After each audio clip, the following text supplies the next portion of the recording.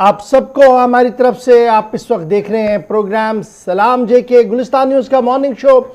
और आज का मॉर्निंग शो लेकर आपका मेजबान इशफा गौहर हाजिर खिदमत है। आज 16 मार्च है और सुबह के 8:37 का वक्त हो चुका है। सामीन नाज़रीन, हस्बे वादा सुबह सुबह आपके सामने आते हैं जब आप चाय की चुस्कियां ले रहे होते हैं, आप दफ्तर, कॉलेज, यूनिवर्सिटियां जाने की तैयारी में रहते हैं और हमारी कोशिश रहती है कि 10 बजे तक आपको बैक टू बैक खबर से आगाह करें, आपको ग्राउंड जीरो की रियलिटी बताएं। और टीवी के साथ साथ आप हमारी नशियात को कहां पर देखते हैं? गाड़ी चलाते चलाते फेसबुक, यूट्यूब, ट्विटर पर भी आप हमारे साथ जुड़ सकते हैं। आप हमारे साथ हमारी ऑफिशियल वेबसाइट www.gulistannews.in पर लॉग इन, सब्सक्राइब और शेयर करेंगे ताकि आप दुनिया भर तक खबर पहुंचा भी सके और जम्मू कश्मीर की मौजूदा हालात से आप बाखबर भी रहे।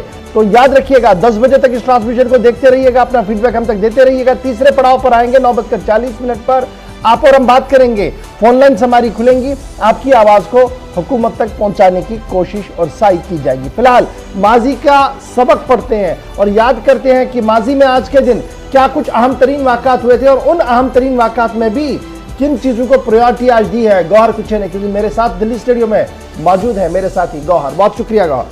बहुत बहुत शुक्रिया इशफाक। तो प्रोग्राम की शुरुआत में सबसे पहले बात करेंगे तारीख में आज के दिन के हवाले से, यानी कि आज 16 मार्च है। आज आलमी और मुल्की सतह पर क्या कुछ हुआ है वो हम आपको बताएंगे। जी नाज़रीन, 16 मार्च साल 1922 में सुल्तान फवाद मिस्र के सुल्तान बने हैं। इंग्लैंड ने मिस्र को तस्लीम किया है, वो 16 मार्च 1922 ही था।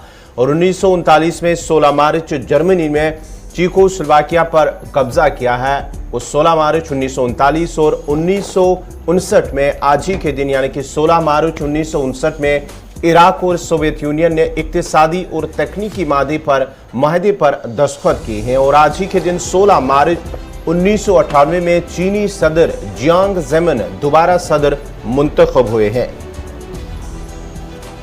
और आज ही के दिन 16 मार्च साल 2004 में रूस में 9 मंजिला इमारत में धमाका हो जाने से 21 अफराद हलाक हुए थे। और आज ही के दिन साल 2013 में 16 मार्च साल 2013 में पाकिस्तान के रावलपिंडी में हुए एक बस हादसे में 24 फौजी मारे गए थे। और साल 2014 में आज ही के दिन क्रीमिया के लोगों ने यूक्रेन छोड़कर रूस में शामिल होने के हक में वोट दिया। और आज ही के दिन 1989 में मिस्र में चीपोस के फिराड पिरामिड में 4400 साल पुरानी मम्मी दरियाफ्त हुई हैं। वो 16 मार्च 1989 मिस्र के चीपोस के पिरामिड में 4400 साल पुरानी एक मम्मी को दरियाफ्त किया गया है। तो ये थी तारीख में कुछ अहम बातें जो हमने आपके सामने रखी है मुल्की और आलमी सतह पर आज ही के दिन यानी कि 16 मार्च को क्या कुछ हुआ है। बढ़ते आगे प्रोग्राम के हवाले से और प्रोग्राम की शुरुआत करेंगे इशफाक गौहर।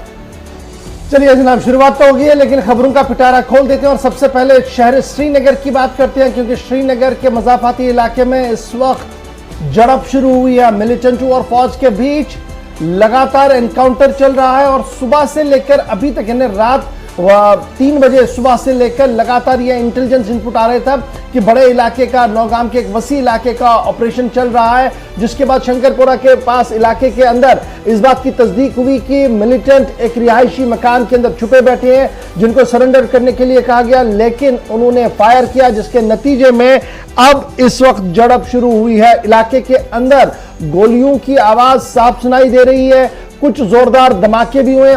कुछ तस्वीरें आपके टेलीविजन चैनल पर है, कुछ देर पहले की तस्वीरें हैं जब इस इलाके के अंदर जो है वो झड़प शुरू हुई थी। और अब जब ये झड़प शुरू हुई है तो पुलिस तर्जुमान के मुताबिक एक मिलिटेंट को एनकाउंटर साइट पर मार दिया गया है, लेकिन अभी भी ऑपरेशन जो है वो जारी है। शहर श्रीनगर का इलाका है जहां पर नौगाम इलाके के अंदर डिस्ट्रिक्ट श्रीनगर का ऑपरेशन इस वक्त चल रहा है, जहां पर पुलिस सीआरपीएफ का ज्वाइंट ऑपरेशन चल रहा है। और उसी ज्वाइंट ऑपरेशन के दौरान अभी तक की इत्तला है कि एक मिलिटेंट जो है वो मारा गया। इधर पुलिस राय के मुताबिक और आईजीपी कश्मीर ने थोड़ी देर पहले इस बात की तस्दीक कर दी है कि ममनुआ तंजीम लश्कर तैयबा और जिसका दूसरा नाम टीआरएफ है, उनके मिलिटेंट जिन्होंने गुज़श्ता दिनों खनमों के अंदर सरपंच पर गोली चलाई थी, वो मारे गए थे। उस वाक्य के अंदर जो मिलिटेंट था उसकी पहचान हुई थी और वही इस वक्त इस नौगाम एनकाउंटर के अंदर ट्रैप है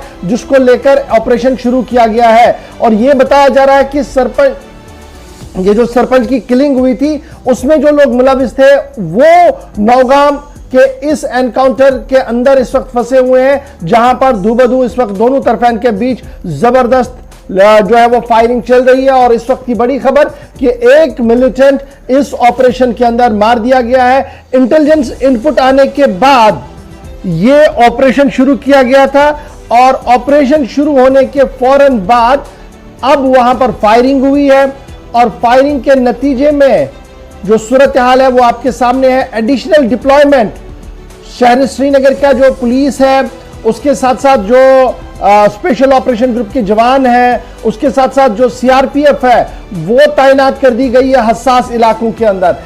जहां एक तरफ से ये खबर हम आपको बता रहे थे, वहीं पर इतला ये भी है कि इस एनकाउंटर के पस मंजर में श्रीनगर बारामूला बानिहाल रेल सर्विस को फिलहाल आज दिन के लिए मुअत्तल कर दिया गया है। बाज़ाब्ता तौर पर पीसीआर की तरफ से रिक्वेस्ट भेजी गई है रेलवे डिपार्टमेंट को कि आज लॉ एंड ऑर्डर को ध्यान में रखते हुए, चूंकि नौगाम और नौगाम का रेलवे स्टेशन शंकरपोरा और ये रेलवे ट्रैक के बिल्कुल पास पास में है, वहां पर किसी तरीके से मालू जान का खतरा न बन पाए, उसको देखते हुए आज रेल सर्विस को फिलहाल बानिहाल बारामूला श्रीनगर ट्रैक पर मुअत्तल करने की बात जो है वो सामने रखी गई है। ऑर्डर जो है वो जारी कर दिए गए हैं, यानी अब ट्रेन सर्विस भी आज नहीं चलेगी और इस वक्त भी ऑपरेशन जो है वो चल रहा है। गोलियों की आवाज से पूरा इलाका जो है वो दहल उठा है।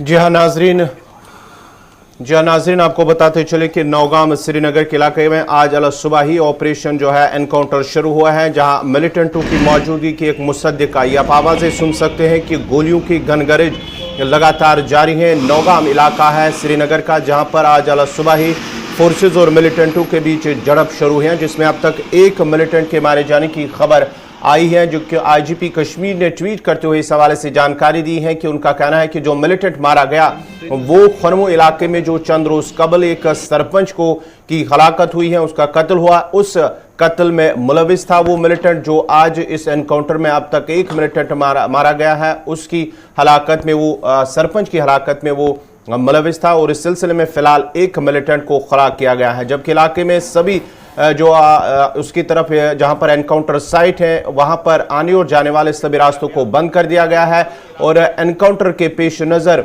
रेलवे हुकाम की जानिब से बारामूला बानिहाल रेल सर्विस को फिलहाल मुअत्तल किया गया है। सीधे चलेंगे जी अपने नुमाइंदे के पास जो इस वक्त हमारे साथ ज्वाइन किए हुए हैं, सईद तजम्मुल श्रीनगर से ज्वाइन किए हुए हैं। तजम्मुल, बहुत शुक्रिया जी ज्वाइन करने के लिए। अंदर श्रीनगर से जब हम बात करते हैं तो शहर श्रीनगर के अंदर गुज़श्ता कई दिनों से सिक्योरिटी काफी अलर्ट पर थी और मज़ाफात के अंदर जो सूरत हाल बन रही थी उसको देखते हुए ही ये ऑपरेशन आज शुरू हुआ है, जिसको लेकर थोड़ी देर पहले आईजीपी कश्मीर का मानना है कि सरपंच की हिलाकत में जो लोग मुलविस थे वो यहां पर फंसे हैं और ये इंटेलिजेंस इनपुट आने के बाद ही इस ऑपरेशन को शुरू किया गया है। अभी तक ताजा तरीन खबर क्या है और जिस रिहायशी घर के अंदर ये मौजूद मिलिटेंट थे, क्या मकीनों को बाहर निकाला गया, कितनी मशक्कत करनी पड़ी?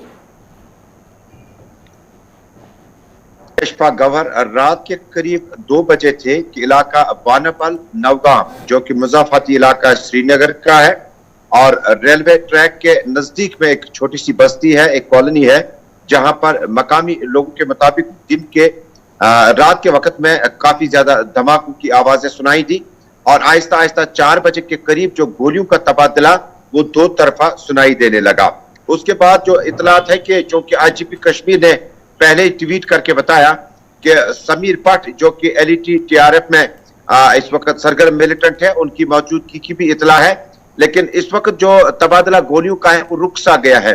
कुछ वक्त पहले इलाके में धमाकों की आवाजों से शंकरपोरा, बागी मेहताब, नटीपोरा और आसपास का एरिया नवगांव वगैरह का ये दहल उठा और पता चला कि इनकाउंटर अभी चल रहा है। लेकिन जिस रिहायशी मकान में जो कि 2 बजे रात कॉर्डन ऑफ हुआ और ये मुआसरा जो है उस जगह तक पहुंच गया जहां पुलिस ने दावा किया कि मिलिटेंट इस घर में इस जगह पर बैठे हैं, जिसके बाद उसको नजदीक से पूरी तरह से इनसर्कल किया गया। अब उस घर से अफराद खाना या उस बस्ती से अफराद खाना को बहिफाजत उस जगह से बाहर मुंतकिल किया गया। गोलियों का तबादला चल रहा है, लेकिन इसी बीच में ट्रेन सर्विस को रोक दिया गया।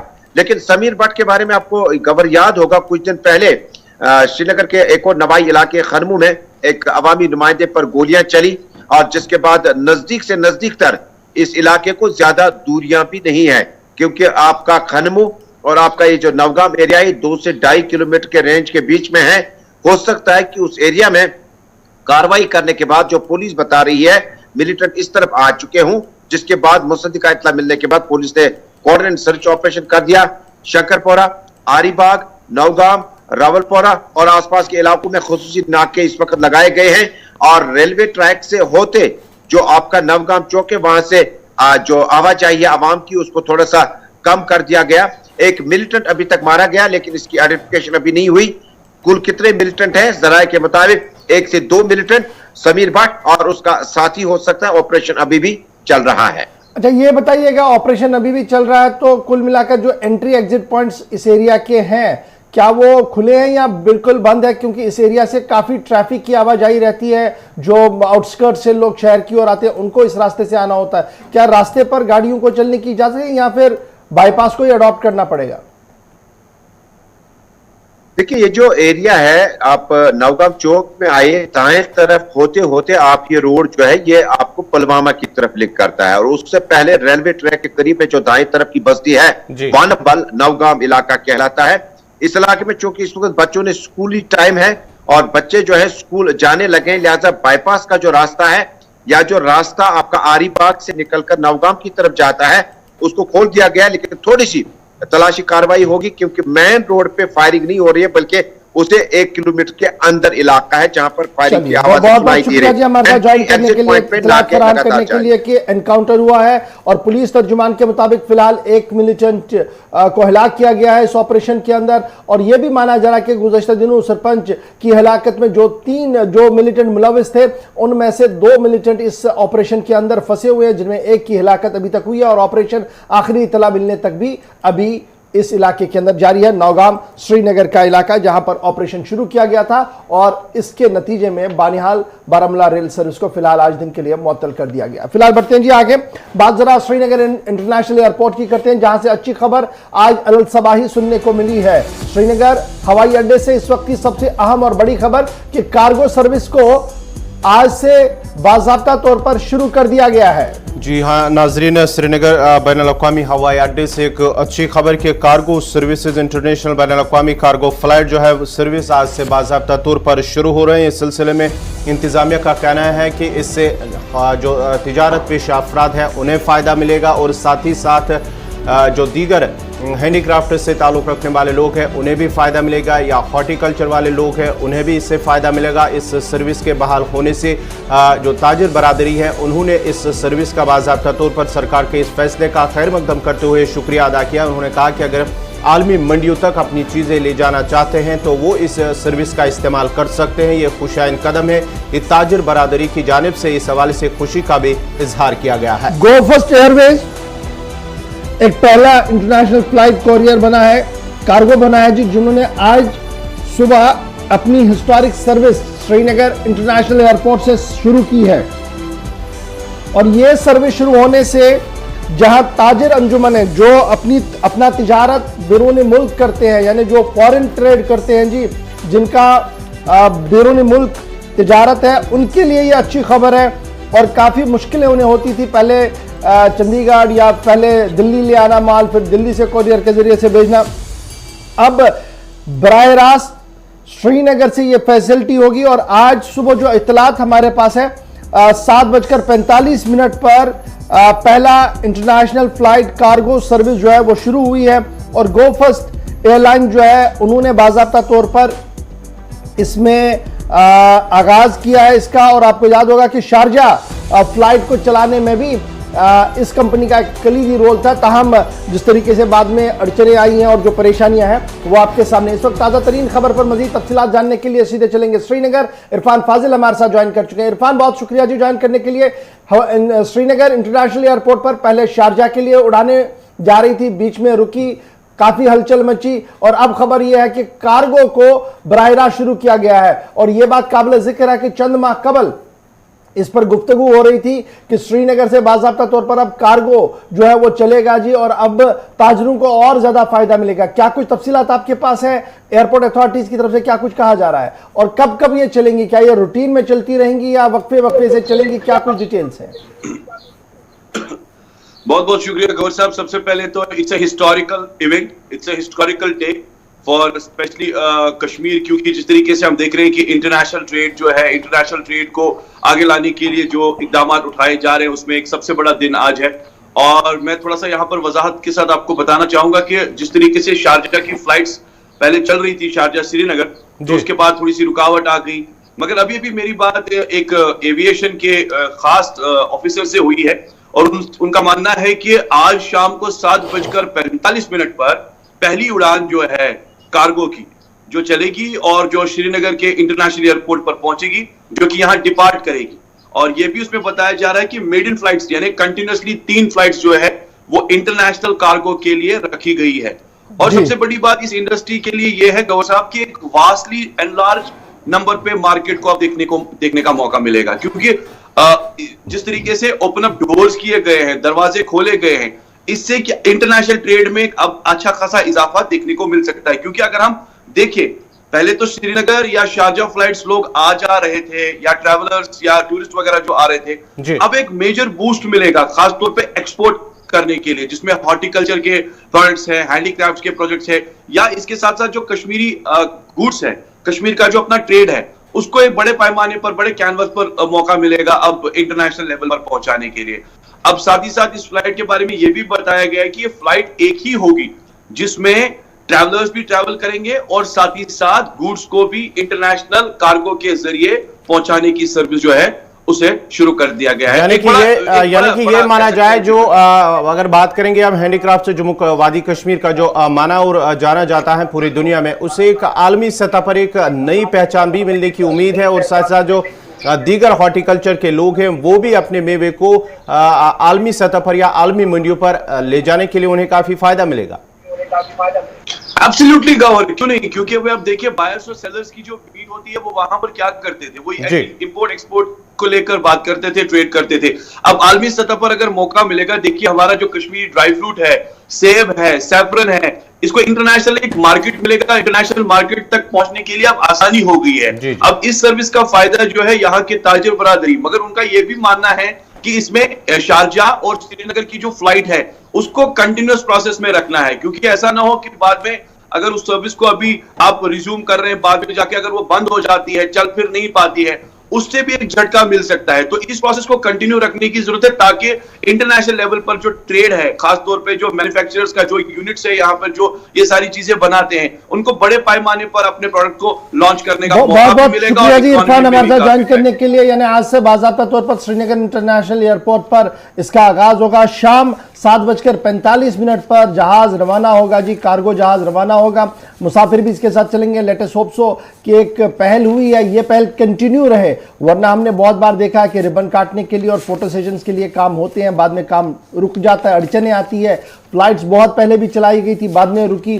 फिर आज मौसम है बेहतरी का, उम्मीद भी है, लेटेस्ट होप सो की इस उम्मीद को कायम रखे सरकार और ये मामला जो है वो आगे बढ़ता रहे। Let's come on second news जी। बहुत बहुत बड़ी खबर की ओर आती है क्योंकि एक अहम मामला आपके सामने रखने जा रहे हैं जी। आपको याद होगा कि शहर श्रीनगर के मजाफात के अंदर या शहर श्रीनगर की अगर आप बात करेंगे तो गुज़श्ता 1-1.5 महीने के अंदर चोरी की वारदातें बढ़ रही हैं। और ये चोरी की वारदातें बढ़ने का सबसे बड़ा फैक्टर जो सामने आया है वो सामने आया जी उड़ता कश्मीर यानी ड्रग्स। और जम्मू कश्मीर में मंशियात का बढ़ता रुझान, शहर श्रीनगर में बढ़ रही हैं चोरी की वारदातें और इन्वेस्टिगेशन एजेंसीज का मानना है कि जो लोग ड्रग्स के अंदर मुलव्वस हैं पहले घर में, और जब घर में पकड़े जाते हैं फिर बाहर साफ करने की कोशिश होती है, यानी हाथ साफ करने की कोशिश वो करते हैं। लेकिन ये बढ़ती वारदातें जो है ये सिविल सोसाइटी के लिए भी दर्दसर है, जहां एक तरफ से पुलिस का मानना है कि बढ़ते रुझान यानी ड्रग्स के रुझान के बीच चोरी की वारदातें बढ़ रही है और 90% चोरियां जो है वो कमिट की गई है जी ड्रग एडिक्ट्स की तरफ से।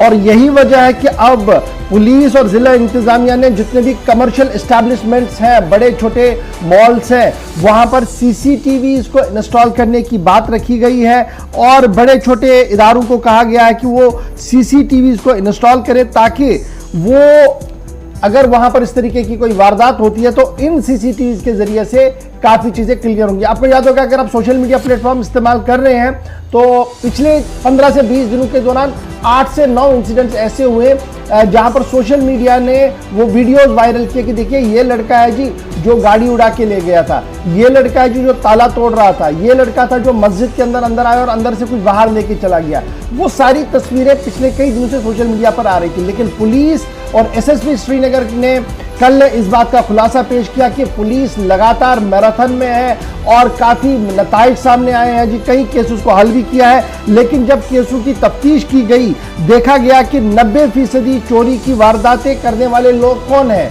ये नौजवान है। ये कौन सा नौजवान है? जो नशे की आदत में मुब्तला हो गया है।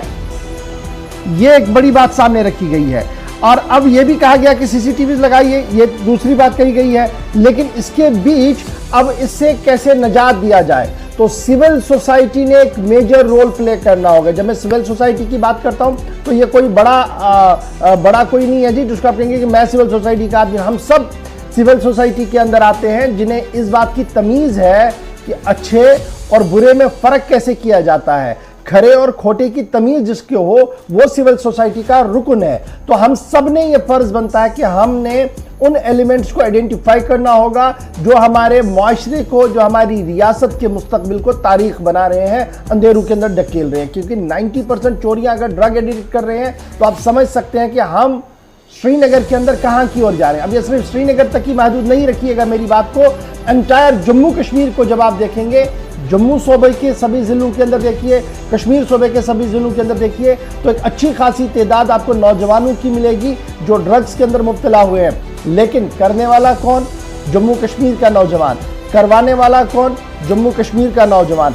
कैरियर कौन? जम्मू कश्मीर का नौजवान। तो ये जम्मू कश्मीर के नौजवान की जो चेन बनाई गई है, इसको तोड़ने के लिए वालिदैन ने, मजहबी पेशवाओं ने और हम सब ने मिलकर पहल करनी होगी और कुछ सख्त स्टेप्स उठाने पड़ेंगे कि अगर कोई नहीं सुधरता है तो उसके खिलाफ सोशल बाइकॉट का भी एहतमाम किया जाए, कुछ सख्त कदम उठाया जाए ताकि उस चीज से उसको एहसास मिले कि वो जो कर रहा है ये सोसाइटी इसको एक्सेप्ट नहीं करेगी। बहुत बार हमने देखा कि रफा दफा करने की कोशिश की जाती है और उस रफा दफा करने की कोशिश में हालात बिगड़ जाते हैं।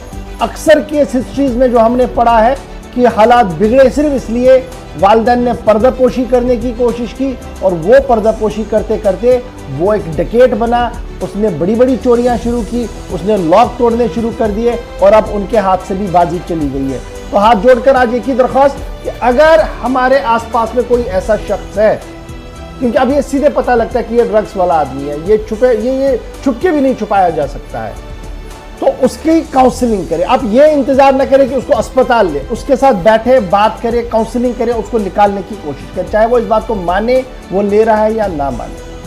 साइमल्टेनियसली वालिदैन को खुलकर बात करनी होगी। और तीसरा कि जो ये लोग कर रहे हैं और करवा रहे हैं, इनके खिलाफ अब एक मुहिम छेड़नी होगी, तभी जाकर हम इस मुसीबत से हम बच सकते हैं। या सिर्फ आज इसलिए ये तमीदी 2-3 बातें मैंने बताई क्योंकि मैं एक रिपोर्ट देख रहा था, क्राइम का रिपोर्ट, उसमें ये बात साफ थी कि 90% चोरियां जो श्रीनगर के अंदर हुई हैं उसके पीछे ड्रग्स का हाथ है। क्योंकि बेटे को, बहन को, माँ को जब ये लत लग जाती है और उसके पास पैसे नहीं है तो सबसे पहले वो घर में चोरी करता है और जब घर में पकड़ा जाता है तो वो बाहर चोरी करना शुरू कर देता है। और हमारी पर्दापोशी की वजह से ये अब नासूर बन रहा है। तो बराए करम आपके इलाके में, हमारे आसपास में बहुत सारे नौजवान हैं जिन्हें हम भी जानते हैं, आप भी जानते हैं। काउंसलिंग का प्रोसेस खुद शुरू करें, इंतजार न करें कि मोहल्ले का मौलवी और कोई प्रेसिडेंट आके आपकी खुतबा दे कि वो आपको सरमन सुनाए कि जनाब ये सही है नहीं है। जब आप दिल से बात शुरू करेंगे तो असर जरूर निकलेगा। इस उम्मीद के साथ अब आप आते हैं एक और बड़ी और अहम खबर की ओर।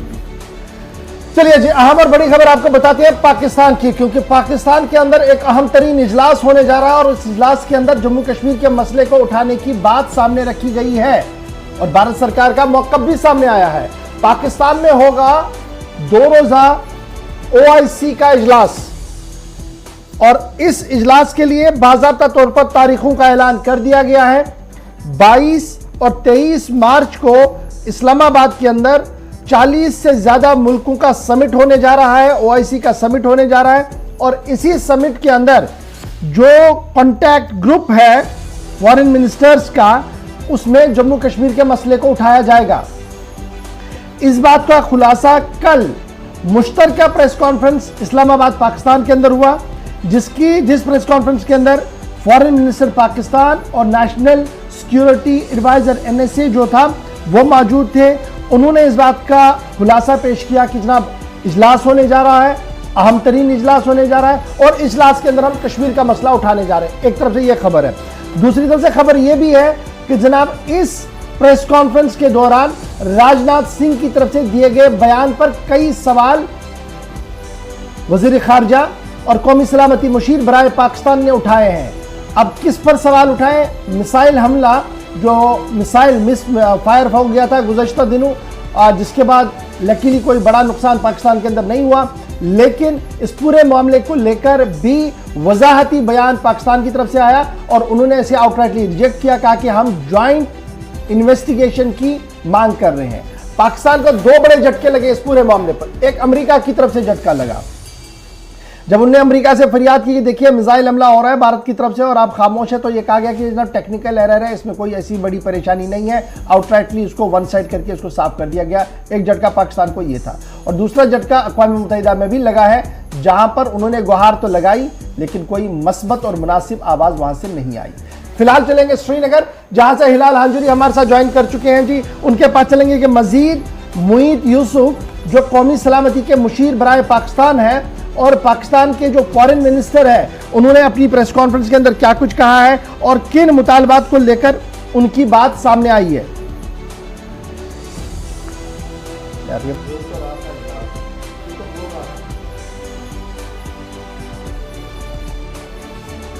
तो नाज़रीन आपको बताते चले कि पाकिस्तान के अंदर इस्लामाबाद के अंदर 2 रोज़ा इजलास OIC का ऑर्गेनाइजेशन ऑफ इस्लामिक कोऑपरेशन का 2 रोज़ा इजलास होगा, जहां पर पाकिस्तान के जो वज़ीर ख़ारजा शाह महमूद कुरैशी वो इसमें शिरकत करेंगे और साथ ही साथ जो पाकिस्तान का national security adviser doctor Moeed Yusuf वो भी इसमें शिरकत करेंगे। लेकिन साथ ही साथ आपको ये भी बताते चले कि जहाँ पर फ़लस्तीन का मामला, उन्होंने कहा है कि फ़लस्तीन का मामला इस इजलास में उठाया जाएगा और उसके साथ साथ ही अफ़गानिस्तान पर भी बात होगी। वहीं पर इस्लामोफोबिया के हवाले से भी उन्होंने कहा कि इस पर भी बात होगी और माना जाता है कि जो कल प्रेस कॉन्फ्रेंस के दौरान शाह महमूद कुरैशी ने कहा कि जम्मू कश्मीर के मामले पर भी बात होगी। लेकिन आपको ये भी बताते चले कि जो चंद रोज़ कबल यानी कि 9 मार्च को जब भारत की जानिब से एक मिसाइल दागा गया था, यानी कि वो टेक्निकी एरर था, जो भारत की जानिब से कहा गया है कि टेक्निकी एरर की वजह से वो मिसाइल पाकिस्तान की फ़िज़ाई हुदूद में दाखिल हुआ है। उसके बाद ही कल पार्लियामेंट के अंदर राजनाथ सिंह वज़ीर दिफा ने इस हवाले से कहा है कि इस पर हम माफ़ी चाहते हैं क्योंकि ये टेक्निकी ख़राबी है और साथ ही साथ ये भी कहा है कि इसके लिए एक टीम तश्कील दी गई है जो तहकीकात करेगी।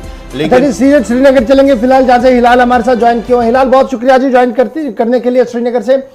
खबर हमने नाजरीन को थोड़ी सी तो बता दी। 48 OIC का council of foreign ministers OIC council of foreign ministers की मीटिंग इस्लामाबाद के अंदर होने जा रही है और इस मीटिंग के अंदर तकरीबन 40 से ज़्यादा इस्लामिक कंट्रियों के फॉरेन मिनिस्टर्स ने ज्वाइन करना है। तो क्या कुछ अभी तफसीलात है आपके पास और पाकिस्तानी एस्टैब्लिशमेंट और मीडिया क्या कुछ कह रही है और इंटरनेशनल फोरम पर इसे कैसे देखा रहा है? क्योंकि भारत सरकार की जहां तक मैं बात करूं तो भारत सरकार की तरफ से पहले ही मौक़िफ़ की वजाहत आ चुकी है और उन्होंने अफगानिस्तान और 12 कश्मीर को लेकर जो स्टैंड OIC ने लिया था उसको पहले भी मुस्तरद किया था। क्या कुछ तफसीलात आपके पास? बिल्कुल गवर, 2-3 चीजें हैं जिस पर जो OIC का इजलास है उसमें ज्यादा तौर पर गुफ्तशनीद या ज़ेर बहस आने की तवक्का है। इसमें नंबर 1 पर जो अफगानिस्तान की सूरत हाल है और उसमें मुस्लिम ममालिक का पॉइंट ऑफ व्यू नंबर 1। दूसरा, मुमकिन तौर पर जम्मू कश्मीर का इशू जो भारत और पाकिस्तान के दरमियान काफी वक्त से ऐसे ही पड़ा हुआ है, उस पर OIC का मौक़िफ़। और तीसरा जो इसमें एक अहम चीज आ रही है वो ये कि कल ही यूनाइटेड नेशन की जानिब से एक रेजोल्यूशन पास की गई है जिसमें इस्लामोफोबिया को लेकर 15 मार्च की तारीख पर एक कहीं ना कहीं जो मुहर है वो लग गई है। तो इस्लामोफोबिया पर भी यहाँ बातचीत होना तवक्को है और इस हवाले से बहुत पहले से ही जबकि इस दौरे का जो 48 मेंबरान पर मुश्तमिल जो ग्रुप है जिन पर मुहर सख्त हो गई है कि जिन्होंने हामी बन रही है कि वो 23 मार्च को पाकिस्तान पहुंच जाएंगे और यहाँ पर गुफ्तशनीद करेंगे और इन्हीं चीजों को लेकर यहाँ पर बात होना मुतवक्का है।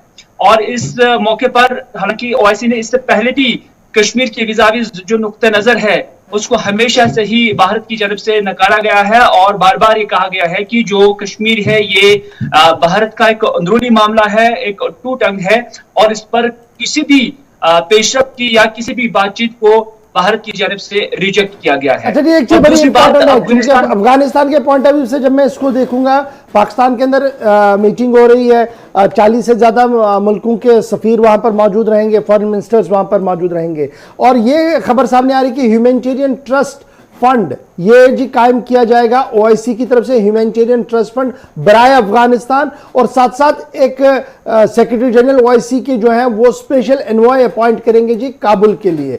तो क्या मैं ये समझूं कि ये मुस्लिम ब्लॉक की एक पहल है टुवर्ड्स अफगानिस्तान, क्योंकि रेस्ट ऑफ द वर्ल्ड ने अभी अफगान को मुकम्मल तौर पर नजरअंदाज किया है और जिस तरीके से वो भुखमरी और दीगर मामला से इस वक्त शिकार हो रहे हैं उससे बाहर निकालने के लिए मुस्लिम ब्लॉक की एक छोटी सी पहल है, एक कोशिश है। बिल्कुल गौर, क्योंकि अफगानिस्तान एक मुस्लिम मुल्क है और इस हवाले से ओआईसी का जो बुनियादी मौक़िफ़ है और जो उनका आईन है वो यही है कि ऐसे ममालिक की, जो मुस्लिम ममालिक है, उनकी बहबूदी कैसे मुमकिन हो। हालांकि मुझे नहीं लगता है कि दुनिया ने अफगानिस्तान को किसी भी तौर पर नजरअंदाज किया है जहां तक एड का ताल्लुक है, चाहे वो अमेरिका क्यों ना हो, बिल्कुल हो चाहे वो फ्रांस क्यों ना हो, चाहे क्यों ना हो भारत क्यों ना हो, हर मुल्क की तरफ से उन्हें इमदाद जो है वो दी गई है। चाइना की जानब से भी दी गई है, मलेशिया की जानब से भी दी गई है और कुछ गैर मुस्लिम ममालिक जो है जो ओआईसी का हिस्सा नहीं है उनकी जानब से भी वहां पर एड पहुंचा दी गई है, चाहे वो खुराक की सूरत में हो या मेडिकल असिस्टेंस हो।